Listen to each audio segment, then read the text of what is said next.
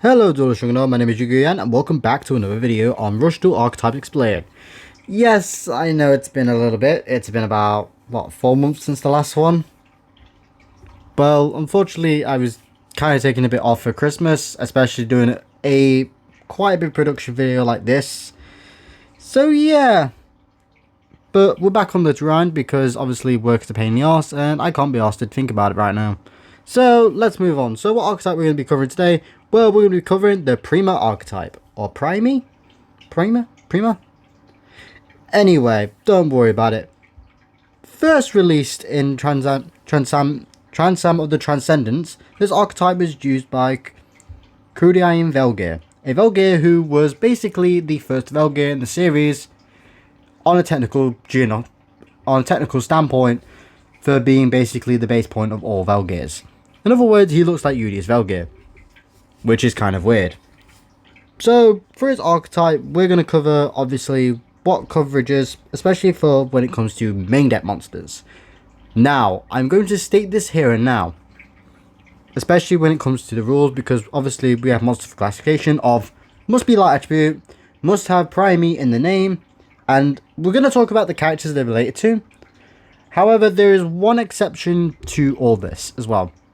A rule I've kind of forgot to add because I've completely forgot about a certain texting of how these monsters all work.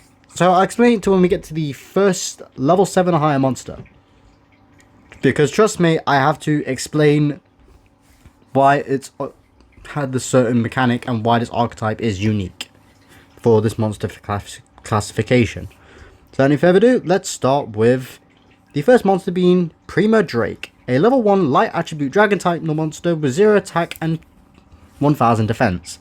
Its flavor text reads, the truth from creation into the void. It transcends everything. So this monster was used by Yuumu Oda, which was actually a replica version of her Darkness Drake, which is what this monster takes inspiration from. Unfortunately, this monster does not exist in the real world. Unlike its actual darkness counterpart, this monster does not exist. Which is a real shame because it would make more sense, especially with some of the archetype a bit later on into the video. So next we got to talk about Praime Dwarf, a level 1 light attribute galaxy type monster with 0 attack and defense. For its effect requirement is nothing. Okay? The effect is send one monster from your field to the graveyard. Then you can shuffle 3 light attribute monsters with different types in your graveyard into the deck.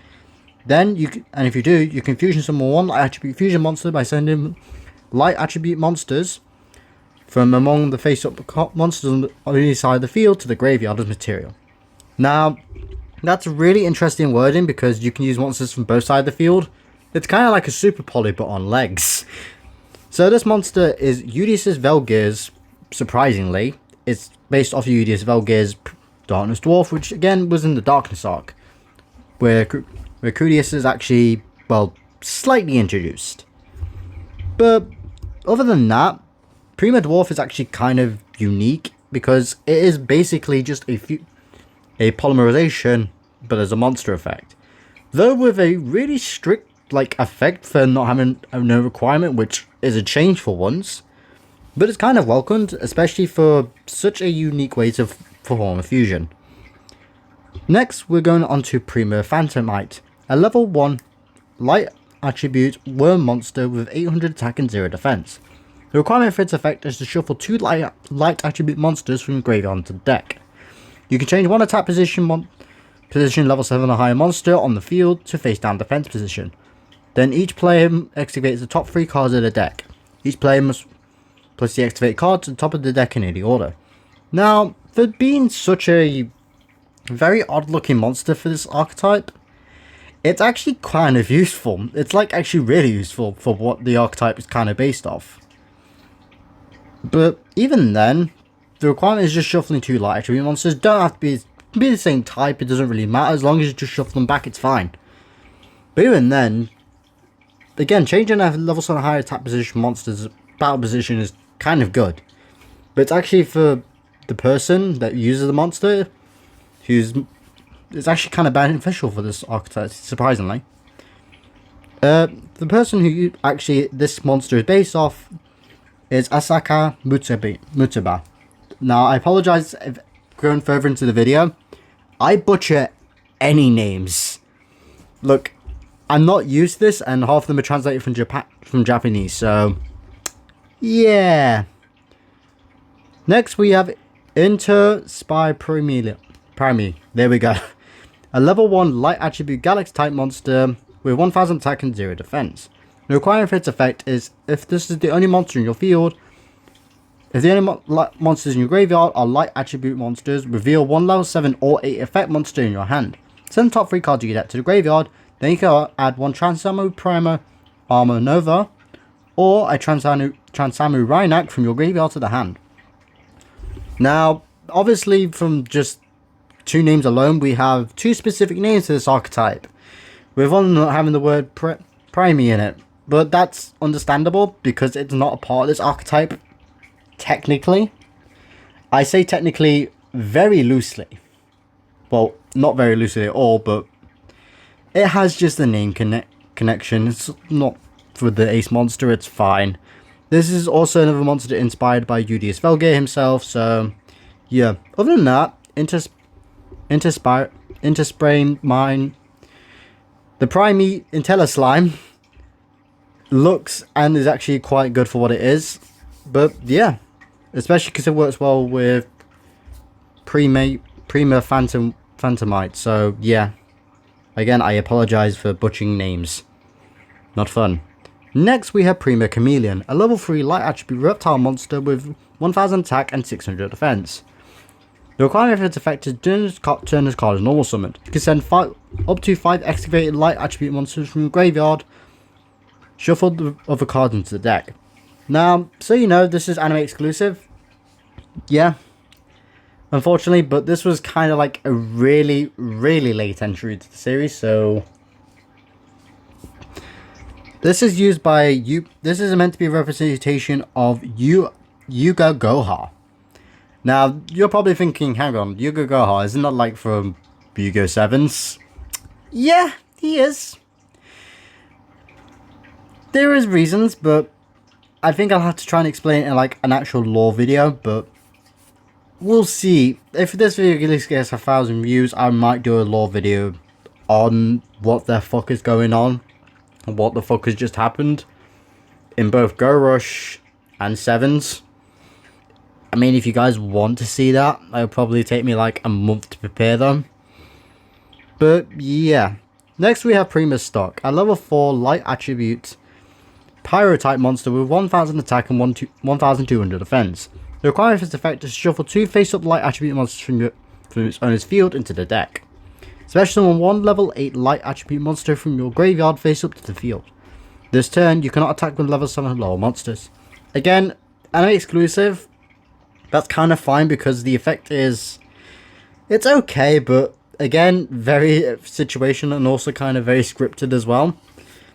So yeah, this one was used by Sabura Man.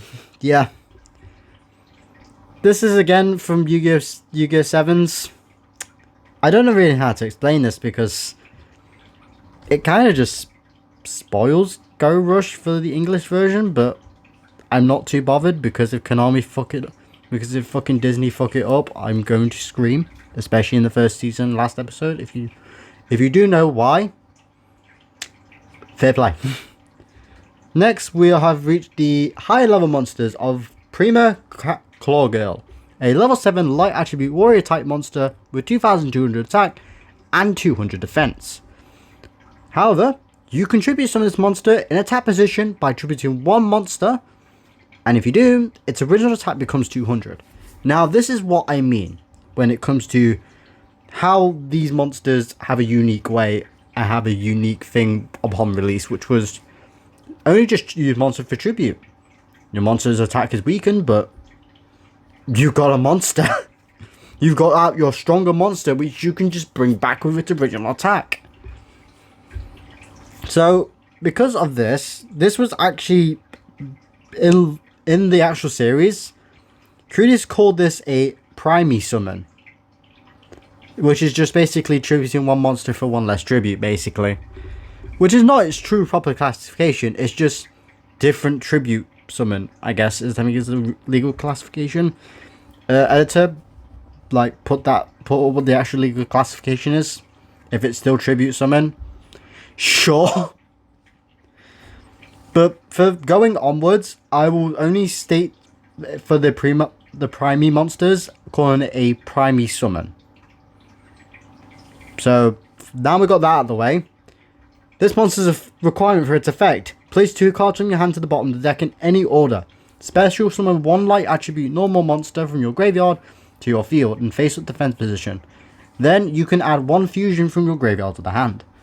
Now, for such a very risky summon of 200 attack, yeah, what normal monster can you summon from this useless effect that just doesn't do anything? Well, it does state any light attribute normal monster. So if you have a sort of a fusion deck with this, you have a light attribute that is normal if you play normal monsters. It's Go Rush, of course you're going to play this Rush Doors, of course you're going to play fucking normal monsters. Because normal monsters are actually useful in Rush Doors. But other than that, this monster's actually okay. I can't lie, it's quite decent. Though it does have a really shit effect of its attack becomes 200. That's not stopped any powerful archetypes before. Anyway, this monster is used by Meowderstar. So yeah, if you wonder why there's a cat on the screen, just note she does actually have a human form. Because she's an alien. Don't ask. Just don't ask. I don't want to explain it. Next we have Praime White Panda. A level 7 light attribute beast type monster with 2400 attack and 600 defense. Its Praime way of summoning for its new original attack is 1800. Requirements? None for its effect. And the effect is none? Yeah, I kind of have to explain this one. So this monster was made originally without an effect, because what effect would they give it? Like, unfortunately when it was made, it just didn't have an effect. And then later on it gained an effect because of a specific duel, which, bear in mind, is really fucking annoying. Especially when I have to cover both this version and again the new version with its effect. So yeah. Its actual effect from the anime, because it's only in the fucking anime. Send 1 top card from your deck to the graveyard. Choose up to 2 face-up level 8 or lower monsters on your opponent's field. This turn, these monsters become light attribute. Really? It went like upon reveal with no effect, and then later on just here's an effect. I can't be asked to create a new monster. We create a monster without an effect. Slap it on, it's fine. Yeah, this monster has not received any love. Same as the duelist, because he's only ever had 1 duel. Because this is meant to be the Yeti Yukayo. Yeah, he's only ever seen in 1 duel, and his deck is absolute dog shit. Next we have Praime Track Tiger. A level 7 light attribute machine type monster with 2/5 attack and 1000 defense. Its Praime monster summon attack is 1800. Requirement effect is send 1 monster from your field to the graveyard. You can choose one. The effect is choose 1 face-up monster in opponent's field on your field. This turn, this monster can inflict piercing battle damage. Honestly, simple, basic, love it. And even it works in any light machine deck, so you know, ultimate flags. This monster is actually used by Galaxing Townsender, which is, you know, actually good, you know, support for the boy, because yeah, he's also basically related from the guy from Sevens, but who's counting, right? Next we have Joint Tech Praime Rex. Now I'm not going to cover this monster's effect or its or anything, because we've already talked about this guy before on the Joint Tech Archetype Explained. If you haven't seen that, go watch that. Go support whatever toward this content I did, because that was a pain. But even then, yeah. And as you know, he's actually revealed to be related to Yugo Oda, sorry. Sorry, Yuhi Oda. But other than that, what I was going to say, apart from what I already said in the previous video, which was nothing. Praime Banjito, a level 7 light attribute psychic type monster with 2/5 attack and 1500 defense. With its Prima summoning attack become 1800. Requirements effect. Pay 1000 life points. Effect. Add 1 level 4 lower light attribute normal monster from or Praime Call from your graveyard to the hand. And this card gains 500 attack until the end of its turn. Now again, already stated level 4 or lower light attribute monsters. Normal monsters.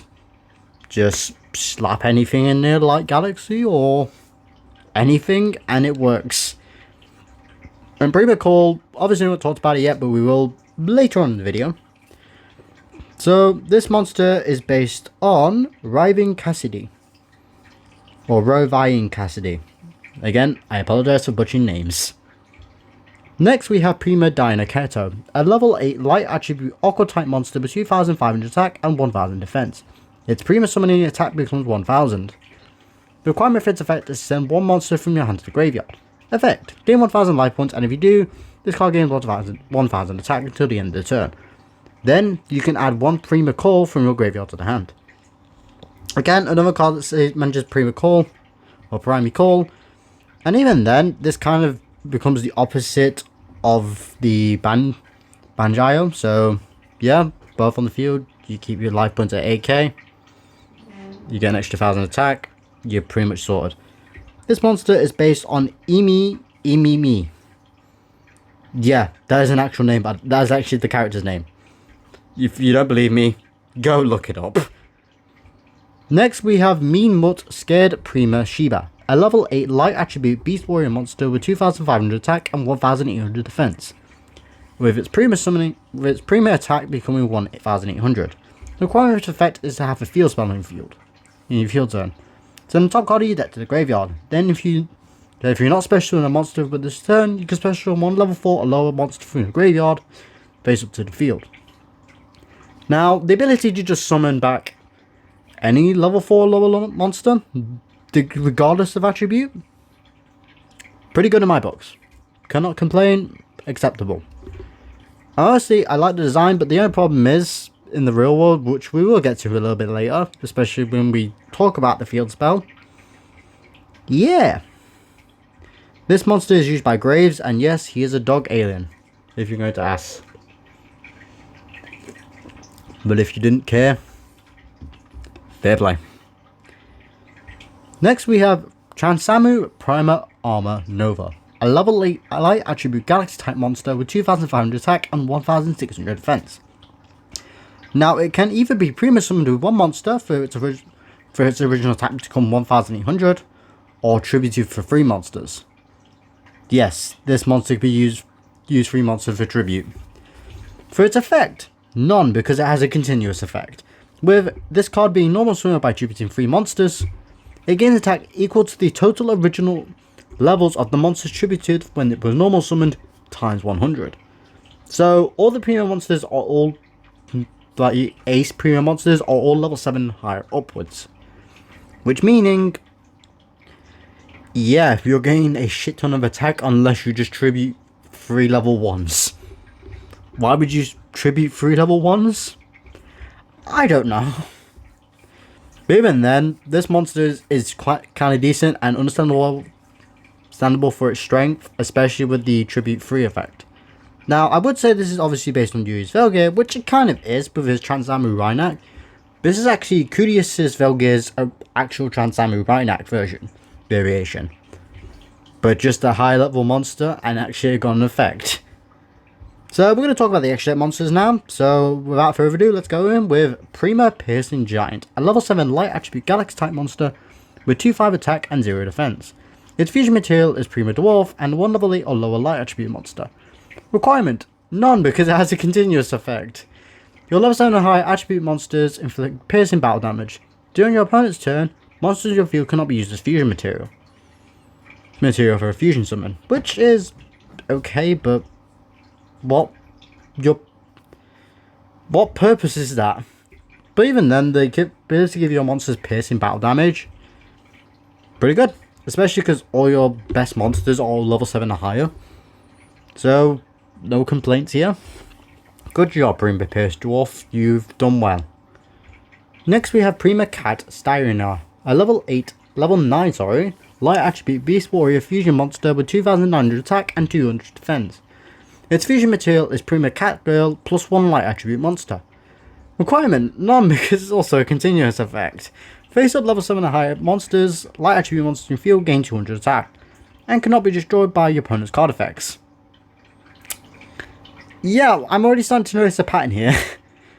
So, looks like the fusions don't have any requirements because all the effects are continuous.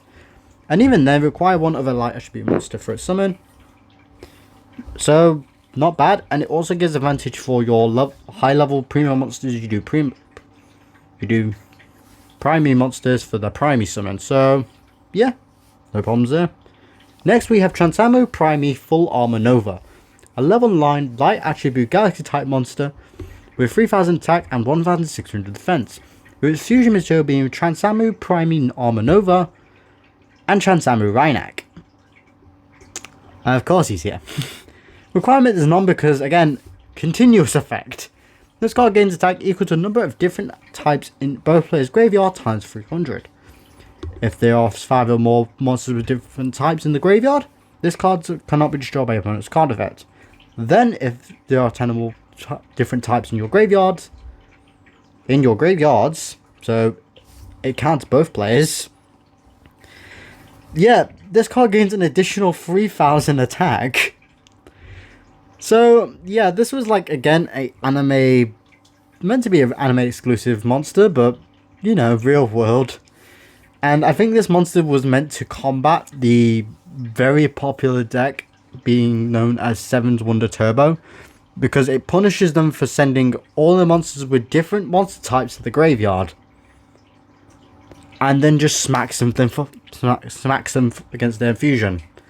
That's if they survive a turn, that is. Otherwise, they have to use the fusion's other effect to destroy everything, like a Black Rose Dragon. But other than that, this fusion monster is fine, and even then, it can't be destroyed by opponent's card effects. So, yeah, you kind of waste your Seventh Wonder Turbo, Seventh Wonder Fusion. But other than that, pretty good. This is obviously fusion monster of both Crudius Velgear's Transamu Full Primal Armor Nova and Udius's Transamu Rhynak, which is pretty cool and it makes sense for the duel. Now onto the spells and traps, because yes, there is spells and traps, and again we've got to cover both the real world and anime cards. So yes, first we have Praime Call, a normal spell card with the requirement of only having one monster in your graveyard that are light. Only monsters in your graveyard are light attribute, which is very important. Well, for obvious reasons. You can add one monster from your graveyard to the hand. Then you can add one fusion from your graveyard to the hand. You cannot activate the effect of monsters until the end of this turn, except those of Praime Dwarf. Now, Praime Dwarf is an alternative fusion, but you can still play fusion in the deck, which doesn't really matter. But even then, it gives you a lot more options, though it does shut you off of all your other monster effects. With the fusions with their continuous effects, they are basically your only way of not legally activating a monster effect. So it makes sense why all their fusions are continuous effects. Next we have Premature Saucer, a normal spell with the requirement of none. Because why not? Send one level 7 or higher attribute monster from your hand to the graveyard. Then if you have a level 7 or higher attribute monster with a different type from the monster on your field, you can destroy one face-up level 9 or lower monster on your opponent's field. Then your opponent can special summon one light attribute monster from their graveyard face up to the field. Is this card very specific? Yes. Is it a decent card though? It's okay.